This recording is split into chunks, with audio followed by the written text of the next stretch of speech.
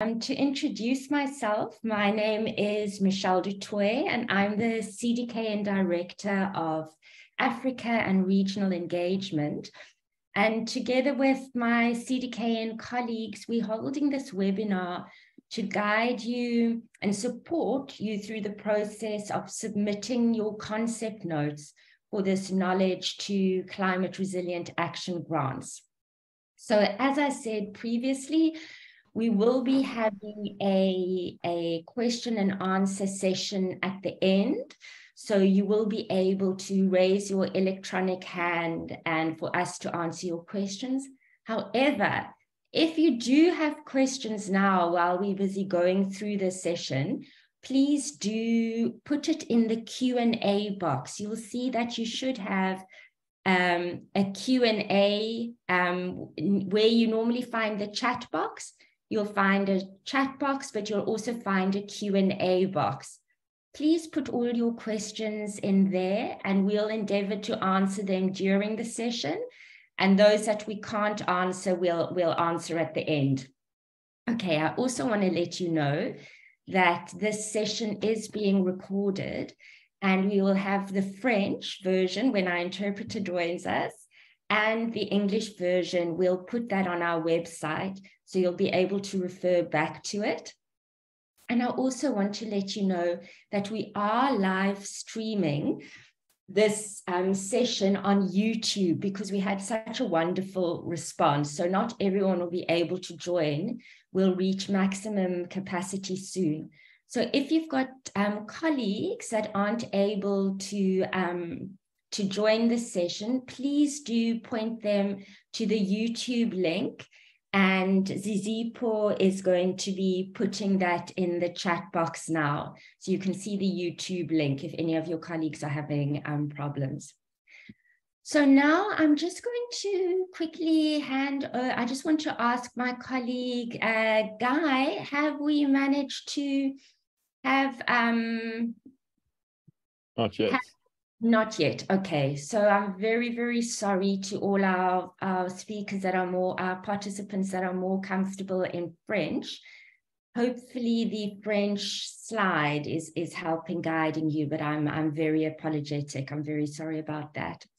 So before we go on to the information about the grant, I'm just going to quickly give you a very brief overview of CDKN and our role as climate knowledge brokers. So Zahra, can you please go to the next slide? Thank you. I'm going to start with our geographic spread. We are a completely Southern and Southern-led network, and we work closely with partners in Latin America, Futuro Latinoamericano, or FLA. They're based in Ecuador, and partners in South Asia, ICLI South Asia, based in India. And then we lead from South-North here in Cape Town, South Africa. We lead the Africa program. We operate within the 3 regions, and we also have focal countries in each of our regions that we concentrate on. And in Africa, that's Ghana, Ethiopia, and Kenya, and in the Southern Africa, Namibia, and we'll be including a Francophone West African country soon. Next slide, please. Okay, our mission at CDKN really is to advance appropriate, equitable, and just resilient climate action. Next slide, please. Thanks, Zahra. And the way in which we do that is we have 3 objectives that we work to. The first one is really looking at the integration of gender equity and social inclusion into policies and practices to achieve climate resilient action. The second objective is really looking how to improve access to equitable finance, and in particular to finance that enables locally led climate resilient action, as I'm sure most of us on the call are aware of how challenging it is to access funds like these at times, or most of the time. And then our last objective is to really strengthen the implementation of just and appropriate ecosystems adaptation. Next slide, please. And how we do that is through a knowledge brokering approach. So what knowledge brokers do is they wanting to link producers and the users of knowledge. Next slide, please, Zahra. But also what we're wanting to do in CDKN is move beyond that linking to actually seeing knowledge brokering as a way to facilitate change and to create innovation. So we see knowledge brokering as a way to strengthen relationships and networks, to co-create knowledge, and to really include diverse forms of knowledge into our thinking around climate resilience. So that would be indigenous knowledge, experiential knowledge, spiritual knowledge, community knowledge, in addition to research or academic knowledge. Okay, next slide. And I'm finishing up. Our approach to knowledge brokering is also something that is very, very important to us. And I think as Africans, it's something that we should really also, well, that we hold very important to us because of the way in which development and capacity strengthening has been done in the past on the continent. So we're really looking to advance Southern leadership, to foster collegial collaboration that's respectful, to respond to context by using local and national and Southern experts, by sharing this knowledge, this wealth of Southern knowledge that we do have, and mobilizing our existing capacity within the region. And also what we are really committed to is continual learning. So really looking at various points along the project implementation. What aren't we being successful at? What do we need to change? How can we be better knowledge brokers? How can we be better African knowledge brokers and better African climate knowledge brokers? So I'm going to stop here. Guy, I guess we still do not have our French interpreters yet. Or do you have some good news for me? No good news yet, unfortunately. Okay. So when you come on, then you can just interrupt us, and all of you can look at that little globe icon at the bottom right of your screen and click on that. So now I'm going to hand over to my colleagues who are going to give you more information and guidance on the call itself and how to apply. So we're going to start off with Fatima, and she's going to give you an outline of why we're having this call, what we are looking for. And just a reminder to all of you to please use the Q&A box. If you do have questions, you can start putting them in the Q&A box, and feel free to put your questions in French, as we do have French speakers on the team who will be able to help you. Okay, over to you, Fatima. Thank you, Michelle. Good morning, afternoon, evening, wherever you may be located. It's a pleasure to be here with you today.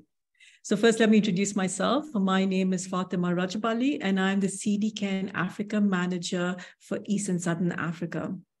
So over the next few minutes, I will briefly take you through why we have launched this Knowledge to Action call, what we are looking for, and to remind everyone what available information we have and where you can find it.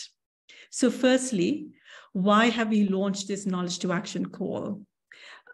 Just make sure that we're on this right slide deck. Perfect. So there is a growing appreciation that local people and communities in Africa and the global South at large have the knowledge, experience, and capacity to develop and implement their own effective resilience solutions. Local people and communities are finding diverse ways to be resilient in the face of multiple intersecting and compounding risks, which also includes climate vulnerability. However, in spite of their rich experience and knowledge of resilience, they largely have inadequate influence and leadership opportunities in decisions and actions that most affect them. Economically and socially marginalized groups in particular are often worse affected by climate change and lack the opportunity to use their agency and voice in planning and implementation processes. Therefore, there is an urgent need to put local and marginalized people at the center of climate resilient action. With this in mind, this Knowledge to Action call aims to support locally led climate resilient action across the themes of gender equity and social inclusion, finance for resilience, ecosystem-based approaches, enhancing climate literacy, and empowering young people in Africa. Through these initiatives, CDKN aims to mobilize indigenous and local knowledge to support resilience action that is shaped by local understanding and experience. So what are we looking for? Next slide, please. The call is open to projects from any African country. Projects must focus on locally led climate resilient action at the lowest appropriate level to respond to the particular challenge being addressed. This can range from actions at a community level to those at a landscape or ecosystem scale, or over several government jurisdictions, depending on the nature of the issue. Applicants are asked to show their project is bringing together a combination of knowledge holders and types to support locally led adaptation. So projects can engage different knowledge types, but care must be taken to ensure that the project processes provide safe and inclusive spaces for various knowledge holders to come together, which also respects the value and validity of each one. We do have basic eligibility criteria that need to be met, which you can find in our call documents. The URL links of both the English and the French call documents have been shared in the chat box, so please look there. Just to remind everyone the basic eligibility criteria. So this includes 1, lead organizations must be based in Africa. 2, one organization or a group of organizations may apply. 3, at least one organization must have an established presence in the locality in which the project is based.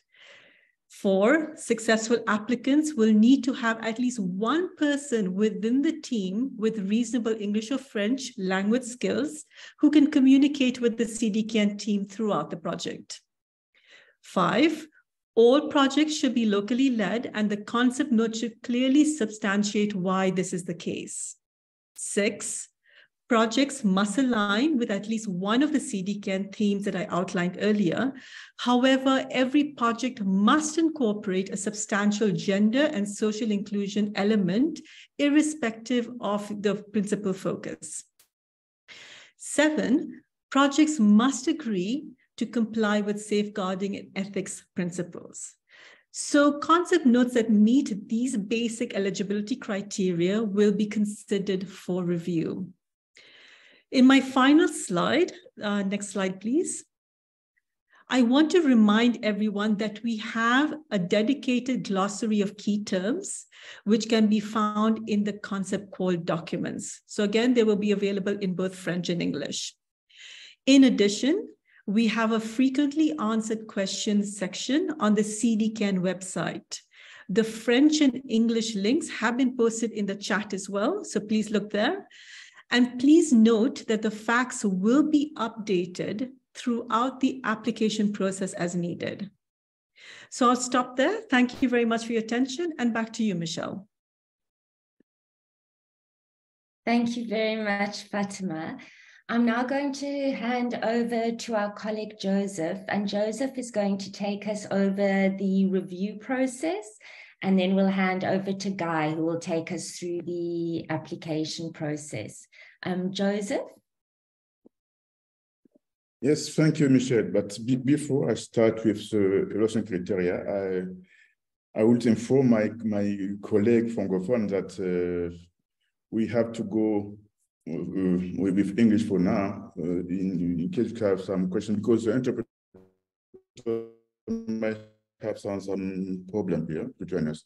So in case you have a question, we go through the chat, but also see what is on. Okay, yes, so we have put on the concept note some table about evaluation criteria. So Every concept note will be assessed by a team of reviewers. It will evaluate it according to the percentage weighting you have on the table. So the project should be in line with local led, and it's have to show how it will mobilize local knowledge. The degree of which a project mobilizes indigenous knowledge will be assessed very with scrutiny. This includes the degree of which actors will be involved in the project and the degree of the ownership. This point will be, we worth about 30% of the total note. And also the project must be in line with CDKN claims, which just will be about 20%. So regarding the CDKN term, we have gender equality and social inclusion, finance for resilience and ecosystem-based approaches, climate literacy, and also empowering young people. This is one of the key themes of the CDKN. And the project must also address the gender equality and social inclusion. So that is what we want to, one of the first one. And after that, the project must show how sustainable it is. What will be the project become after the support of granted by the CDKN? So it would be very important to emphasize how the project will be living after the grant phase. And also, excuse me, maybe, yes. Le bureau ouvert, non? Sorry, can we put Maybe on mute, please? Thank you. And also, yes, it's the scope of time during what the project will develop, how to be realistic. We cannot support a project beyond the 2026. So the projects have to be realistic in time scope. Next slide, please. Next slide, please. Yeah, okay, yes. Thank you. So how concept note will be reviewed. So all the concept note received will be reviewed in accordance of the budget criteria. My colleague Fatima just gave a list of the most important basic criteria. Every ineligible project will be put aside because will be considered only project who comply with our. So just to stop you there, Jeremiah has joined, so we should have English to French interpretation. Okay. If you want to just... Is he ready for that? No. Okay, tell me when he's ready. Okay.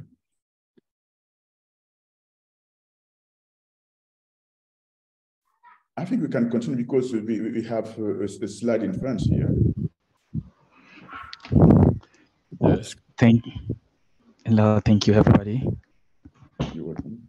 The interpretation button. Yes, so yeah. click on the interpretation button and then you can choose either English and French. If you are bilingual and comfortable in both languages, then you can listen to the original order. Thank you very much, Jeremiah. Okay. Can I proceed?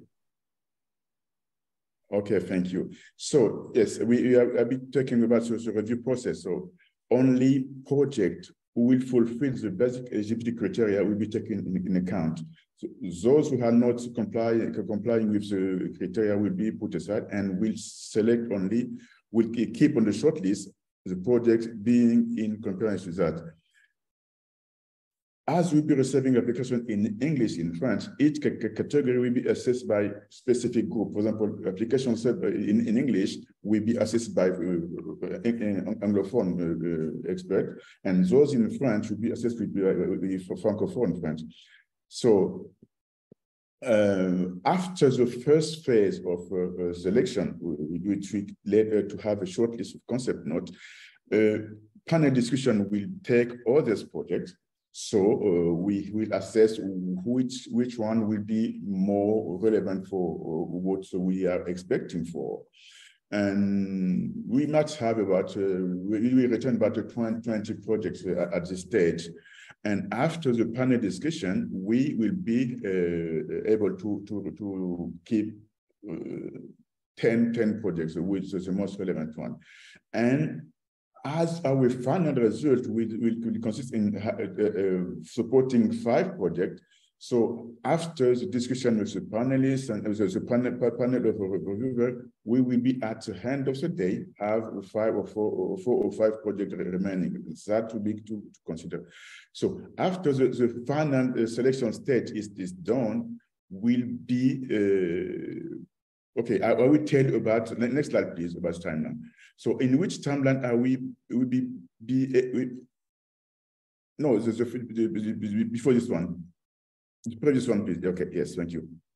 So the timeline we have been given for this work is okay. For the end of March until the 7th of May, we keep the open the call for proposal open, and after the 8th to the whole month of May, we will be assessing all the projects according to what have been said before. We see which is the project is compliant. Is the organization leading in based in Africa? If the project is following the basic criteria and also the CDKN terms, and at the end of May, we will have the short list of our 20 projects, and then when we will select 20 projects, we will send an email to the successful concept not at stage, so they will submit a full proposal of the project. The full proposal of the project will be assessed, and at the end of during we will have 1 month. June will be taken by the project proponent to design the full proposal of the project. And we will need 1 month, July, to assess the final proposition we have for all applicants. From that final list, we will assess those who will be elected for grant. So normally, at the end of that process, the successful project will be ready for implementation by the 1st of August. So after that, then okay, maybe during the last phase of project, before the submission of the full project, we may be able to give some guidance if need be for this applicant. So after that, it will be over to you, successful guys, to roll on the full proposal. I think I'm done with this phase. Michelle, I hand over to you for the next phase of our presentation. Thank you. Thank you very much, Joseph. I'm going to hand over to Guy now, and Guy is going to go through the actual application process with us. We've had 1 or 2 questions around that in the Q&A and in the chat. So please, I'm hoping they'll be answered with Guy's session now. Go ahead, Guy. Thank you, Mish. Everybody, turn my video on. First off, my name is Guy, and I'm coordinating this grants process. I'll briefly demonstrate how to make an application. Please note any questions that I don't answer in the Q&A, which we will try to respond to at the end. Firstly, while we are encouraging online applications, there is an option to complete a Word document if you're having troubles with the online application. This form is available for download from the CDKN website, that frequently asked questions, and the concept notes documents. So first, to make an online application, you'll first need to create an account by clicking on the sign up link, which you can find on the CDKN website, the FAQs, and the concept note document. Here you can select your preferred language, input an email address, and create a password. Next slide, please. So here you can see what the sign up page looks like, where with your preferred language, and your email address and your password. Next slide, please. Okay, after signing up, you will receive an email from SSN no reply, which should look like this on the screen. Remember that your email may be sent to your junk inbox, so check your junk inbox. Take note of your registration number, beginning with SSN, circled in red here, followed by a 4-digit number. You can share this registration number and password within your team so that they can also contribute to the concept note. So it's not just limited to you since you signed up with your email address. Next slide, please. Okay, so once you click on the submission portal in that email, but also the login link is provided in the on the website and on the FAQs in the concept note, you're taken to a login page where you have to input your SSN registration number and the chosen password. Next slide, please. So once you've logged in, you'll be taken to the submission portal as displayed on the screen. Here you can make a new application or edit an existing application. If you click at the link at the top here, you can make a new application. Next slide, please. This will take you to the concept submission portal lead organization details page, which will have a French and English option, depending on the language you've selected. And here you'll be asked to fill out specific details about the lead organization. And then the next slide, please. Once these details are submitted, it'll take you to the actual application form, where you'll be able to, you'll see the basic eligibility criteria and ensure that you are eligible, your project is eligible. Here you can also add partner details by clicking on the Add Partner button. Next slide, please. To add a partner, once you've clicked on the Add Partner details, it will show you this page where you can fill in the details of the partner organization that your organization will be working with. Next slide, please. Once you submit these details, you can go to the projects. It'll take you back to the main page, which you can input your project summary notes, including the project objectives, the themes that the project aligns with, the CDKN themes, the project start and end dates, duration, geographic focus, a number of other details. There'll also be questions regarding the content of the concept notes that relate quite closely to the evaluation criteria that Joseph described, including being locally led adaptation. Thank you, and we'll go on to the budget. Here you can see the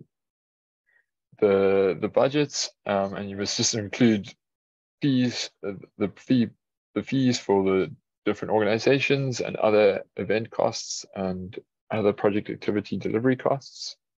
Here you can also include an indirect cost, which is not related to directly delivering the project activity, but can be related to the day-to-day admin of the organization.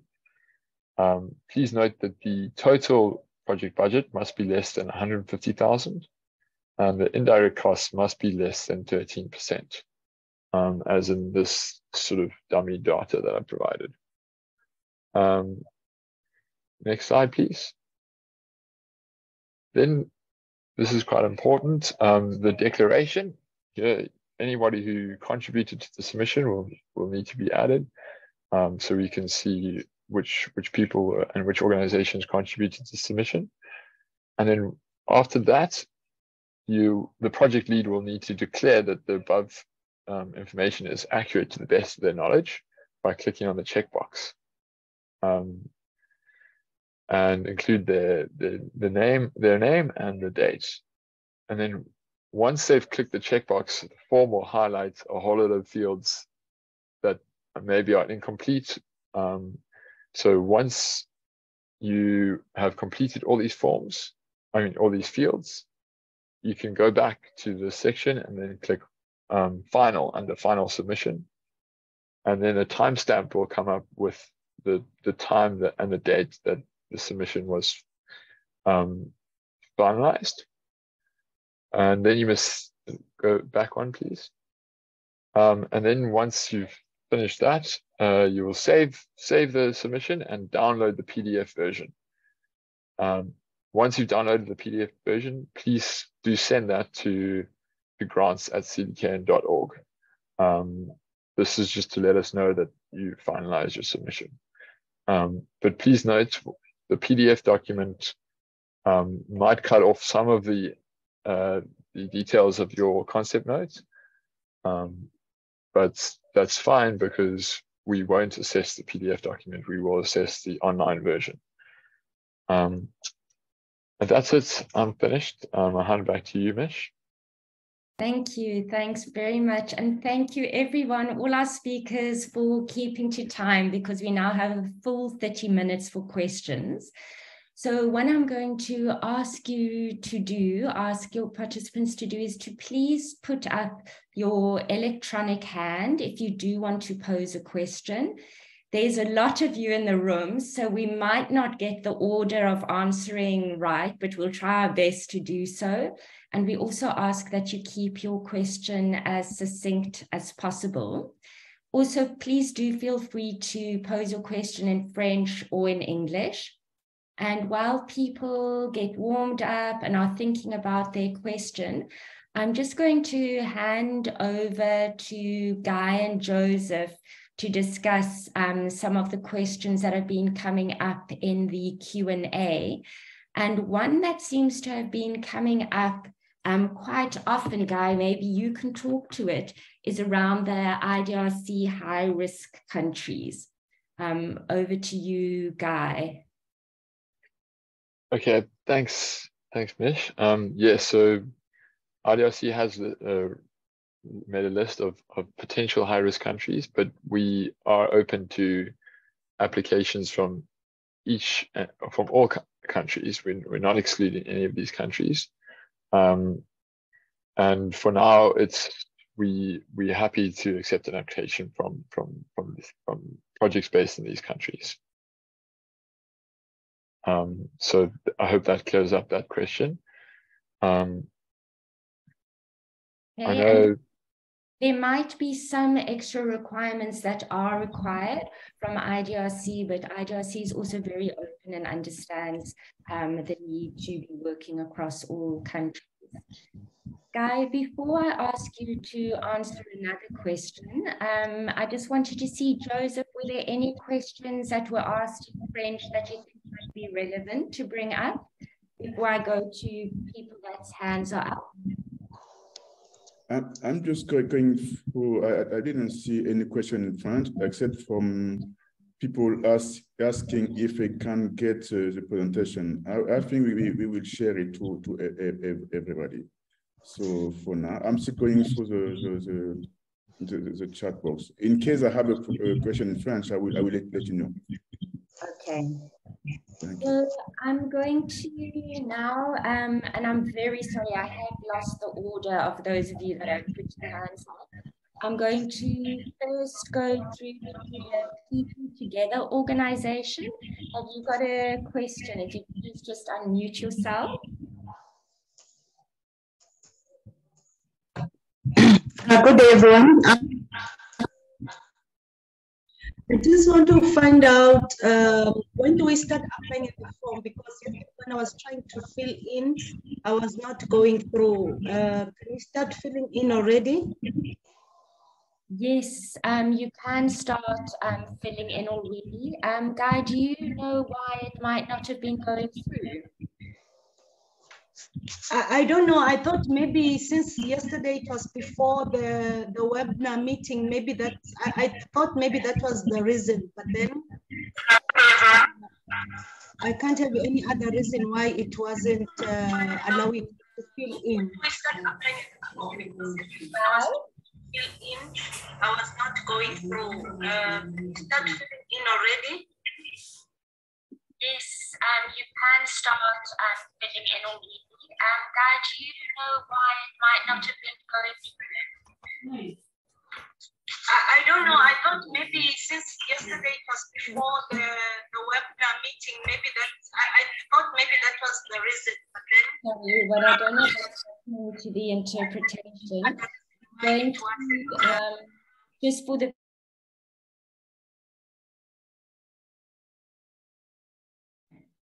thank you for the muting. So for the People Together organization, please do try and apply again. And if you do have any problems, please do go to the help email address, and then we'll see what we can do to help you with that. I'm going to go over, I see Mfunzeni, your hands up. Could you unmute and question? Sure. Thank you, Michelle. Mfunzeni Chindane here. I'm with the Western Cape Department of Environmental Affairs in South Africa. I think it was when Ibrahim was presenting the review process, and I think I got a point where it was mentioned that 5 proposals, a minimum of 5 proposals will be accepted or rather approved in this whole process. Am I correct to have seen it that way? And if that's the case, will that also feature looking at kind of African regions in terms of not maybe focusing on one African region like the SADC region when reviewing these proposals? Thanks. So you're right, that is the maximum number of grants that we're able to grant at this stage. And the entire, all of Africa is eligible to apply for the grant, not just a specific. To Africain peuvent appliquer ou entrer dans.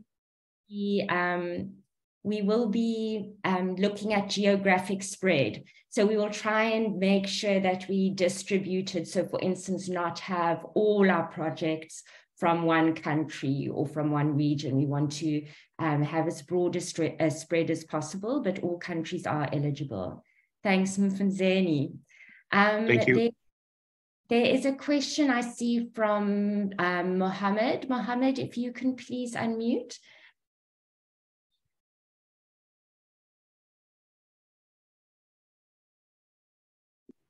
And ask you, Mohammed.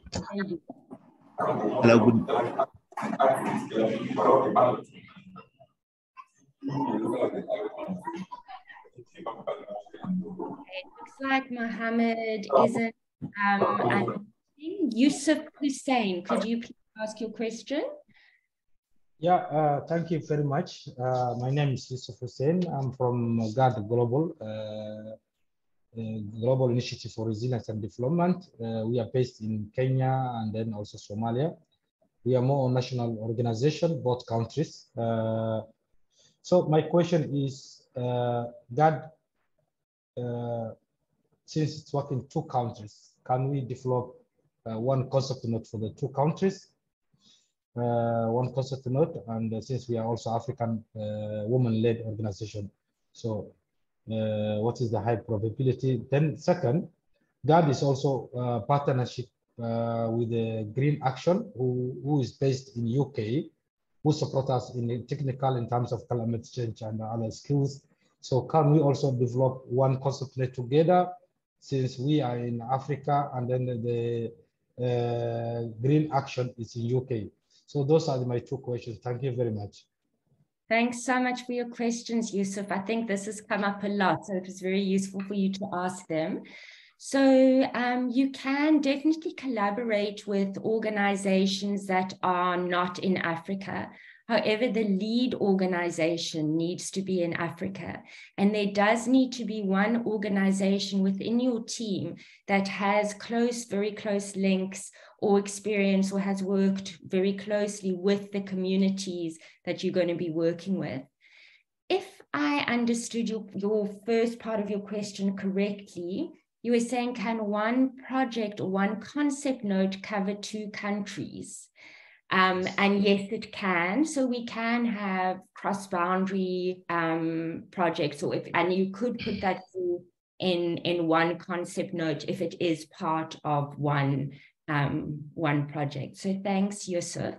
Thank you. Can I go? I see I'm going to ask for 2 more people, and then I'll hand over Joseph and Guy to you to see if there's any in the chat box that seem very relevant. So Nadia, I see your hand is up. You please unmute and give us your question. Hi, Michelle. This is Nadia Al-Gwaili. I am the director of Alphanar Media. We are the product of a UK registered charity called Alexandria Trust. But our work is totally in the Arab world. My team is based in Cairo, Egypt, and I was wondering, are we eligible to apply for this grant or not? Considering that a good deal of our work is in the Arab countries, which is in North Africa. So are we still eligible, or are you only focused on sub-Saharan African countries? Thank you. Thanks, Nadia. So we are focused on the whole of Africa, not just on sub-Saharan. So, and you could make a case for why your organization, from what I understand, it has offices in the UK, but it does seem to be that you're very much an African organization. So you would just, in your concept note, make a case for why you should be considered as an African organization. And if you do not see yourselves as an African organization, you would need to partner with an African organization that's based in Africa. And another question, Sarah. Thank you so much. Okay, thank you. Sarah, I see your hand is up. Thank you very much, Michelle. Yeah, I just have a question about, is there any limitation on the type of organization applying? For example, there can be any collaboration between a consultancy or expert house along with another organization? Yes, those are eligible. You can put them through. The lead organization must be in Africa, and there must be one of your partners that have got close contacts and experience with the community, but do put you through your application if you meet those criteria. I'm going to hand over to Joseph. We've still got some time. Have you got 2 questions, Joseph, that have come across in the Q&A that you think will be relevant for all the participants to hear? No, the only question I have, I think people are wondering if we can apply from Cameroon, for example. So there is no specific question in French here. Oui, j'ai aussi une question très spécifique à propos de Cameroun. Ok, d'accord. C'est M. Sandé? Allons-y. Allez-y. Oui, oui.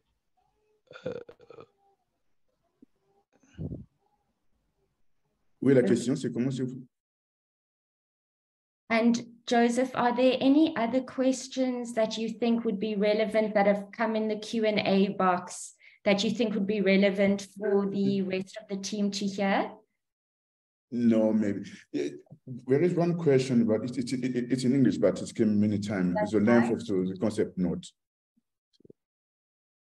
But there is no, I have no question in French here, so we can proceed. Okay. Guy, that question around the length of the concept note, do we have an indication, a rough number of words for the concept note in the application form to guide people? Hamish, yes, there is. Per question, there's an indication of words, so not for the entire concept note, but for each question, there's an indication of how many words must be, or the maximum number of words. Okay. Yes. Are there any other questions that have come in the Q&A that you think would be useful to raise before I go and ask and let people whose hands are up ask a question? Sorry, please. I wanted to find out what type of organizations are eligible, and I put it in the Q&A. There was no answer. Thank you. Okay, I don't know who that was, but all their lead organization needs to be based in Africa. And there is basic eligibility requirements. All kinds of organizations can apply, as long as the lead organization is in Africa. I'm going to go now to Tot, who has been very, very patient. I think you've had your hand up for a very long time. Tot, would you like to unmute and ask your question? Thank you very much. My name is Tot Jangwant, and I'm from Juba, South Sudan. I work with the national NGO called Nile Hope. My question is a little bit awkward, but I hope also you will forgive me. Because for the last 3 years, there has been a lot of call, especially in relation to climate change. But whenever most of NGO apply, especially from this part of the regions, they end up at the concept notes level. From there, we don't proceed. What is exactly happening? Thank you. Hi, Tot. I can't answer for other organizations and their call procedures. What we are trying very hard to do in this call is to look at locally led climate action. So to look at concepts that are coming in that might not be funded traditionally, and that are being led by local communities. We are not looking for a highly polished application done by a consultancy. So we're trying very hard to look at African organizations, African experts, and really hearing from communities about what they feel is needed in order to bring forward resilience. So I can't answer for everyone else, but I do hope that and we're trying very hard in our evaluation to be very fair and open to organizations that typically do find it difficult to find funding. Okay, I'm going to ask a question. I see Joylene, your hand is up, and I must say I'm very sorry for everyone that has had their hand up for a long time that I am missing. So Joylene, do you want to unmute? Yes, good morning, good afternoon, and good evening, everybody. Thank you for the opportunity. I just wanted to find out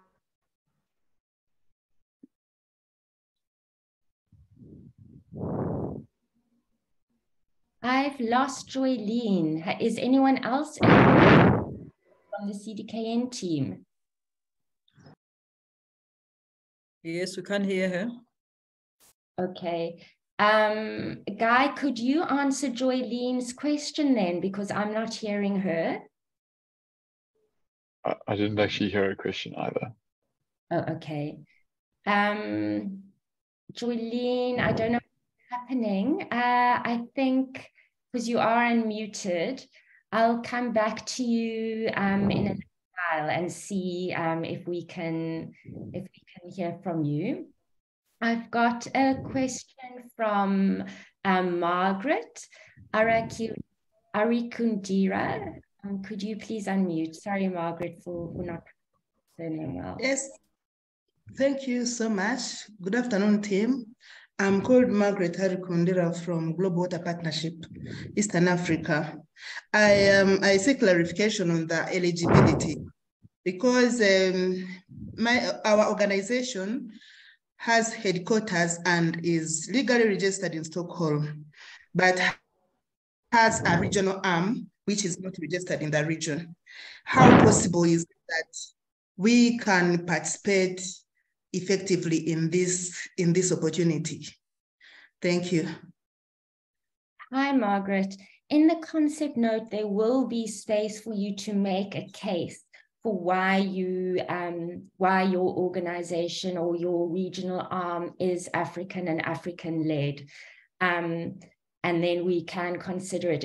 It's been quite complicated to really try and understand what is an African organization and can we consider regional offices. So we will have to be doing this in a case-by-case basis in and looking at your concept note, because it's very important to us that the projects are led by African organizations. Okay, Ibrahim, I know that you've been waiting a long time for a question. Ibrahim Abdillah, do you want to unmute?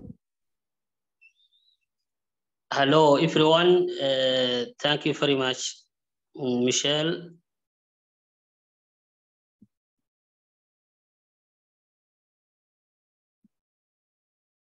Opportunities that who are based in Somalia can apply. Ibrahim, you became muted for a while. Were you saying are organizations based in Somalia able to apply? Yeah. Yes, you are. So all countries are able to apply that are based in Africa. Thank you, Ibrahim. Yes, yeah. Hand over to my colleague, Fatima. Fatima, have you been finding questions in the chat that have been coming up frequently that you think would be useful to bring up? Thanks, Michelle. Yes, I've been busy responding to as many queries as possible whilst you've been taking a number of questions from many participants here today. Just to reiterate that, yes, this call is open for all, from across the region, so for all countries in the region. Yes, they are, and maybe just to kind of remind everybody, as was presented earlier, that although IDRC has some high-risk countries, it does not make you eligible. So please apply. It may just require additional documentation or additional information from your end.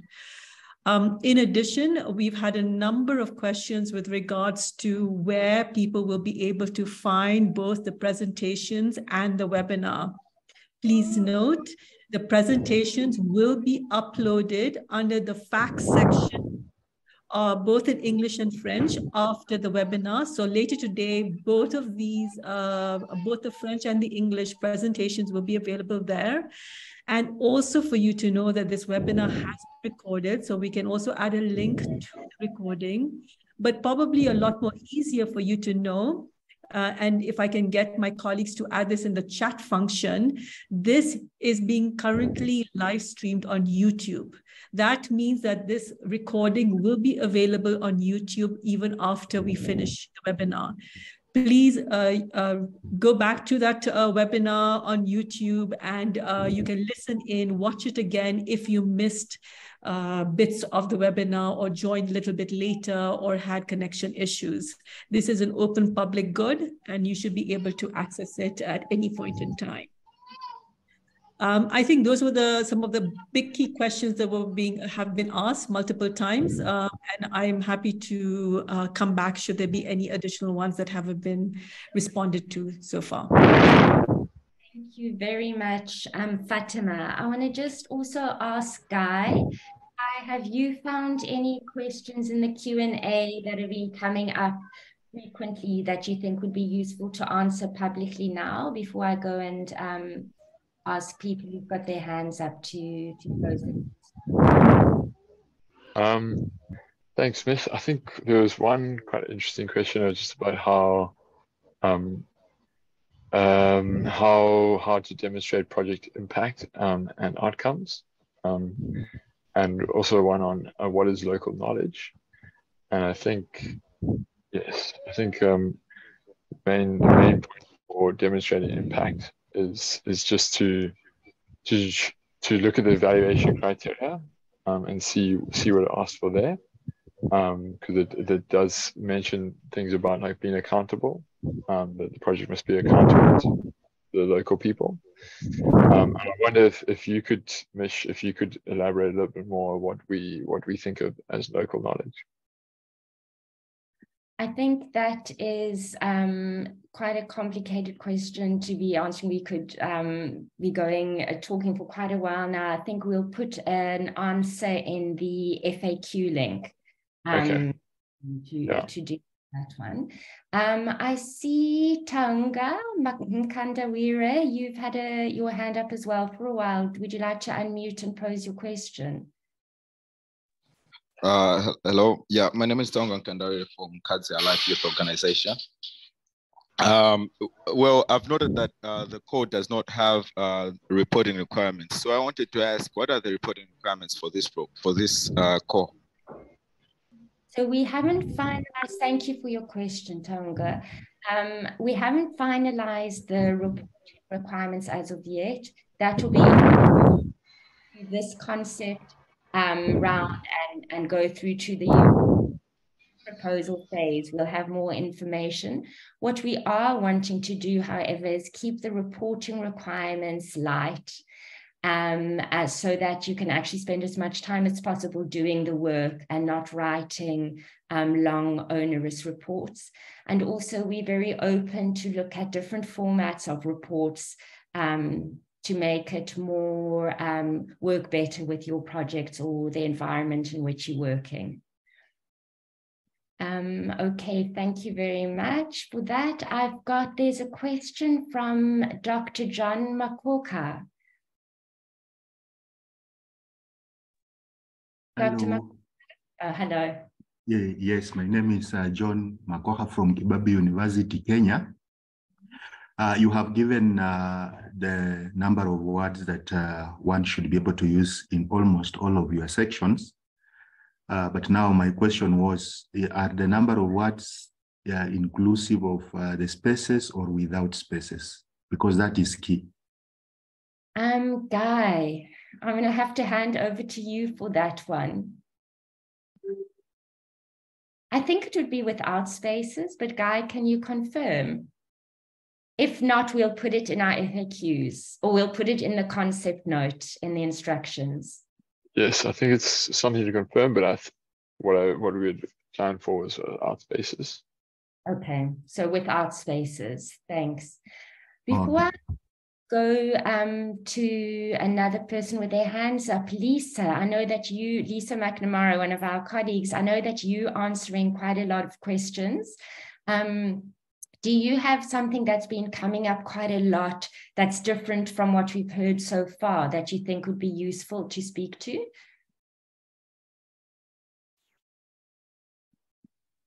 Lisa or Hi Emma? there. Hi, I think that we've pretty much covered everything. I've been frantically answering questions, so I will quickly go back. Okay. I think the one question that is coming up a lot is whether everyone has to apply in a consortium. And no, that's not the case. You can apply as an individual organization. Okay, thank you. Menbere from KMG, I see your hand is up. Would you like to unmute and pose your question? Yes, thank you very much, Mke. My name is Manvara from KMG Ethiopia. I have two questions. The first one is regarding the cross-cutting issues. You said in the guideline that gender and social inclusion is a cross-cutting issue, but it appears as one of the 5 themes or thematic areas. So if gender and social inclusion is considered as a cross-cutting issue, why it is standing alone by itself? Thank you very much for that question. This is one, and my second question, you said that any one organization can apply without a partner, but in the format, there is no space for one partner. There are spaces for lead and for partners, but there is no. Or are you considering the organization that is applying by itself as a lead? Okay, thank you very much for your question. So I'm going to answer your last question first. Yes, so if you are only one partner, then you only have to fill that part of the form and you can fill that lead section. Please complete that section. In relation to your first question around gender and social inclusion being a cross-cutting theme, Yes, it is a cross-cutting theme. So all your project has to have that component in it, gender and social inclusion, in order to be eligible. However, what we're saying is that it also can only be gender and social inclusion. So if you have a project that is very much focused on gender and not ecosystems-based adaptation, not climate literacy, not finance, it will still be eligible. So it is cross-cutting and it can be a loan. Okay. Thank you. Emma, do you have, before I go to, we've got about another 5 minutes of questions. Emma, I know you've been answering questions as well. Is there anything that has been coming up that you think is useful to raise? Hi, Michelle. Hi, everyone. No, I think not from my side. I'm just trying to respond as well. Mbara Kibuyo, I see your hands up. Could you please unmute? Thank you, Michelle, for giving me this chance. I'm Barwa Kivuyo from Inadis Formation, Tanzania. And we have a program in Tanzania where we collaborate with the government authorities, the local government authorities. And I wonder whether in the application, if we mention that we are collaborating with the government, is this allowed to be an application from, because we are an NGO, but then we have this partnership with the government. Is this eligible for us to do that? Yes, very, very much so. That's absolutely, we are encouraging, as part of knowledge brokering, collaborations, the building of relationships and networks, and collaborating with government is something that we would really very much consider. So yes. I'm going to go through now to Chloe. Chloe, your hand's been up. Yes, thank you very much. I had a question regarding the costs that are, if there's any costs that are not eligible for this call, like transport costs, especially like flight cost or consultancy costs, because it's a climate adaptation call. Do you have any requirement in terms of the costs that are eligible or not? I'm going to answer, and then I'm just going to get Guy to fact check me. As far as I'm aware, we don't have specific, transport costs are allowed. Costs are allowed. You'll just have to, most costs will be allowed. You just have to potentially have to justify them. And I do know that we've got a limit on the overhead or the admin cost, which is 13%, and then an overall limit on the budget. We'll be looking at, is this budget the best use of money to achieve your outcomes? And if that does include, say, for instance, travel, or say, for instance, the purchase of a computer, then that will be considered in conjunction with the rest of your application. Guy, do you want to add anything to that or correct me if I was wrong there? I think, yeah, no, you're perfectly right. The one thing is that is ineligible. Well, just to state that, yeah, we don't fund any any like non-economy classes flights. That's the one thing. So we are open to economy class flights. But the other thing is that there is quite a few questions around what costs are eligible or not eligible in the chat, in the Q&A.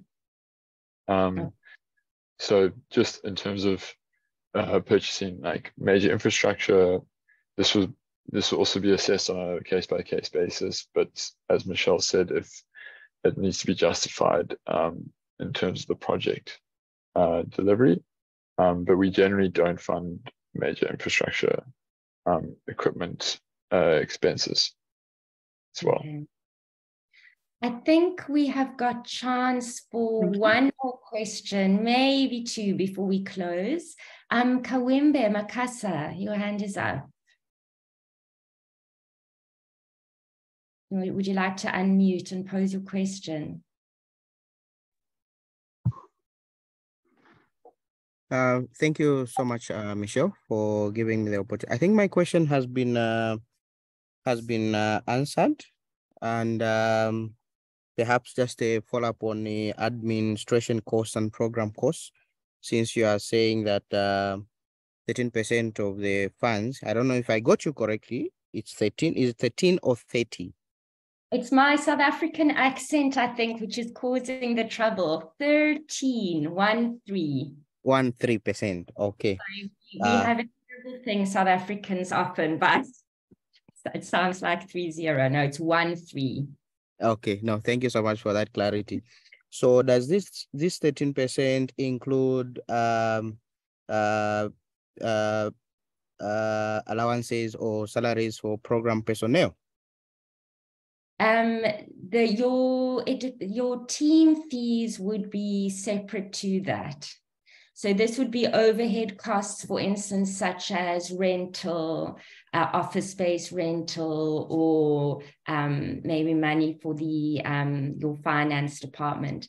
Guy, do you want to add to what the admin or overhead costs cover? No, that sounds good to me. And in the FAQ around that as well. Around giving. So we've got the what is local knowledge. You can also add around this admin cost in the FAQ.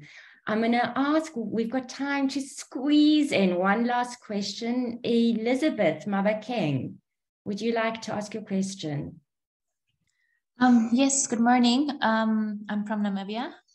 Hi. Actually, I have two questions, if that's fine. I'll be quick. The first question is for the application process.